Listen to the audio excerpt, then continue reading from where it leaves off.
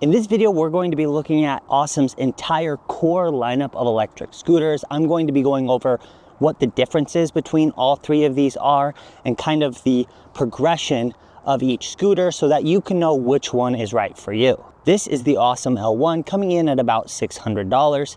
This is the Ausom L2 Max dual motor coming in around $900. And this is the Ausom DT2 Pro coming in right around $1,200. Now, at a glance, these scooters look very similar and they do actually have a lot of very similar parts. So first we'll go over what is exactly the same about all of them and what Ausom keeps consistent across their whole lineup. And then we'll go into what makes them different. We'll talk about the differences in components and the differences in performance. And I'll tell you which one I think is the best value for your money. Viewed from above, these scooters are almost indistinguishable. They have the exact same cockpit components. You'll see the exact same locking grips, the same trigger throttle, the exact same screen, although the L1 does get a yellow logo. So if that's something that's important to you, then you probably want to go with the L1. I'm just joking. You get handlebars that are the exact same width and also have the same clamp so that you can switch out the handlebars for your own if you want. Even these button clusters here for the turn signals and the horn are identical other than the dual motor button, but even on the single motor scooter, there's still a space where the dual motor button would be. You get identical brake levers on the L1 and the L2, though you get hydraulic brakes on the DT2 Pro, so these levers are different, but I'll dive into the brakes in just a second. The other thing that's identical across all three models is the stem clamp here. It's a twist style with a little wedge that keeps it locked in place, and it has a safety pin on all three of them. Now, despite appearances, those are the only components that all three scooters share identically. Now, there are some cases where two scooters have the same components, but that's it for components and features that all three share exactly the same. So while the L2 and the DT2 have fixed stems, the L1 gets an adjustable stem here. It is just fixed with a single quick release clamp. Ausom has executed this adjustable stem really well. It stays super solidly in place, and I haven't had any issues with the handlebars sliding down on me while I ride. I think that the fixed height on these handlebars are done really well. I am a 6'1" rider and they don't feel short at all, but they don't feel excessively tall. So even if you're shorter, I don't think they're going to feel like you're having to reach up really high to grab them. And if you're taller than me, I don't feel like you're going to have to lean down a whole ton where it feels sketchy in any way. For the stems themselves, we see quite a bit of variation in both design and location of the front headlight. So here on the DT2, we've got the headlight on the stem itself up a little higher.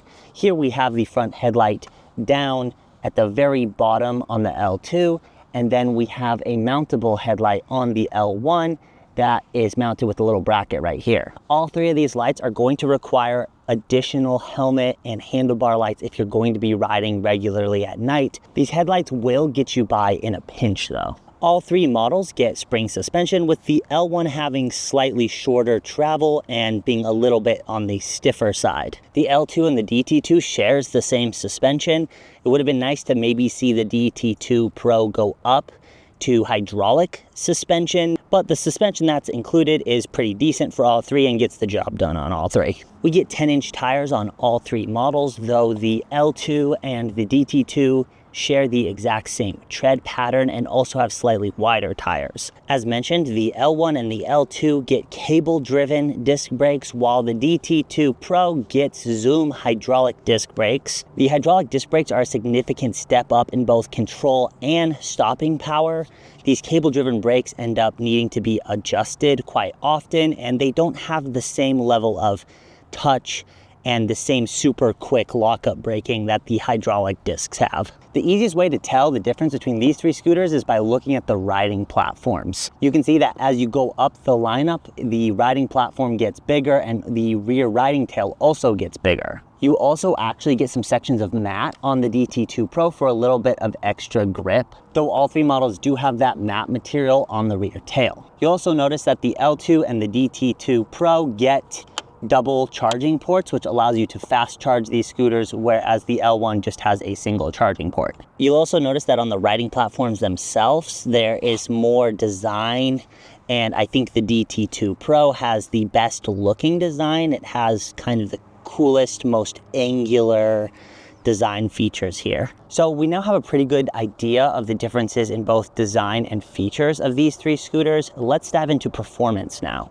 Kind of the main defining characteristic of the Ausom brand of electric scooters is the fact that they pack some of the best bang for the buck in terms of performance. Basically, every single one of these scooters is unmatched for top speed in their class of scooter. Let's take a look at the motor power for each one of these scooters, and also the claimed top speeds, and also the actual top speeds that I got in my GPS testing. There's really nothing on the market that touches the L1 in terms of top speed. Its acceleration is kinda about the same as you would get on other scooters, but it continues to just pull all the way up to that almost 28 mile an hour top speed. If the biggest thing you care about is performance and you're on a tight budget, the L1 is one of the best scooters that you can get for that. You'll notice that the top speeds for the L2 and the DT2 Pro are kind of similar, and you might go, oh, well, I'll just go with the L2 Max because, you know, you still get a really good speed and it is cheaper than the DT2 Pro.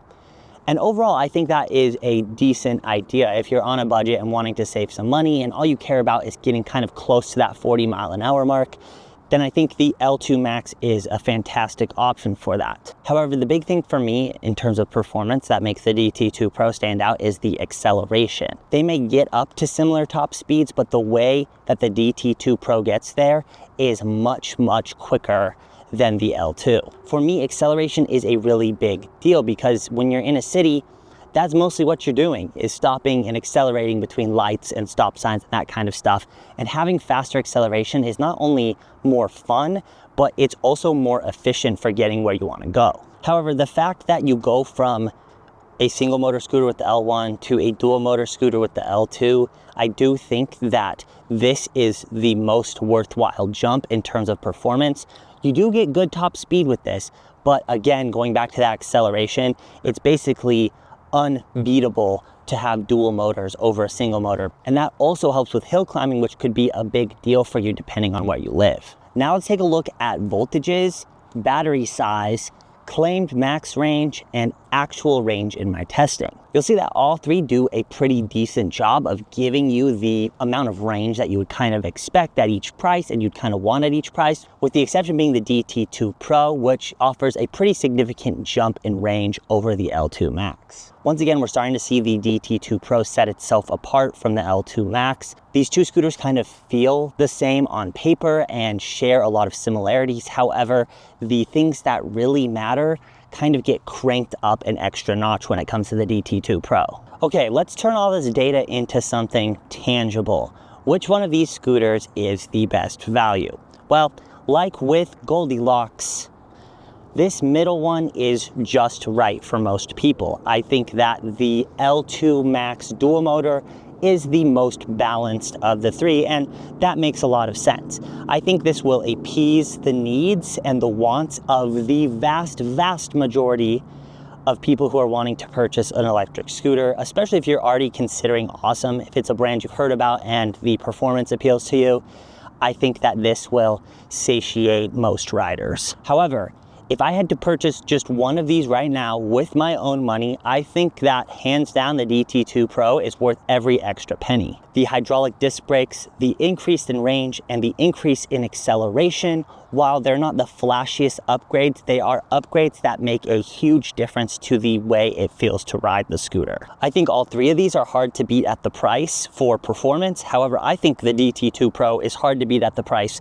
across the board in terms of all categories. So if you are looking at these two dual motor scooters and trying to decide which one to buy and you're on the fence and you have the budget for it, I do not think you'll regret spending the extra money for the DT2 Pro. In my opinion, the L1, while it is a great scooter at the price, I think that if you can afford it, that going up to this L2 Max is worth it every single time. If you're on an extremely strict budget and you still want the thrills of going almost 30 miles an hour, there's really no other scooter at that price that offers that. I do think there's scooters at that price that offer a more robust set of features and a little bit more modern feel. However, obviously performance not going to be beat at the price. So let me know what questions you have down below. Let me know if there's anything I didn't answer, and I'll do my best to answer it down in the comments.